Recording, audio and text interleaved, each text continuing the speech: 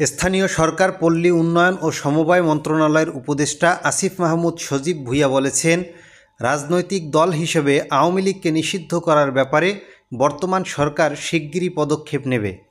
শুক্রবার বার্তা সংস্থা বাসসকে দেওয়া এক সাক্ষাৎকারে একথা বলেন মিস্টার মাহমুদ। তিনি বলেন, এটা অত্যন্ত ইতিবাচক যে আওয়ামী লীগ নিষিদ্ধ করার ব্যাপারে রাজনৈতিক দলগুলোর মধ্যেও এক ধরনের ঐক্যমত্য তৈরি হচ্ছে। দেশের মানুষ তৎকালীন ক্ষমতাসীন ওই দলের অগণতান্ত্রিক এবং একগুঁইমি মনোভাব ও কার্যকলাপ মেনে নিতে পারেনি বলেই 5ই অগস্টের আগে ও পরে তাদের মধ্যে দলটি নিষিদ্ধ করার বিষয়ে ঐক্যমত্য প্রতিষ্ঠিত হয় বলে মন্তব্য করেন মিস্টার মাহমুদ। 5 আগস্টের পরে জনগণের যে আকাঙ্ক্ষা ও চাওয়ার জায়গা আছে সেগুলোকে প্রাধান্য দেওয়াটাই আমাদের মূল লক্ষ্য হওয়া উচিত। সে জায়গা থেকে বিএনপির পক্ষ থেকে আওয়ামী লীগ নিষিদ্ধের যে দাবি উঠেছে, আমি বিষয়টিকে সাধুবাদ জানাতে চাই, যোগ করেন মিস্টার মাহমুদ।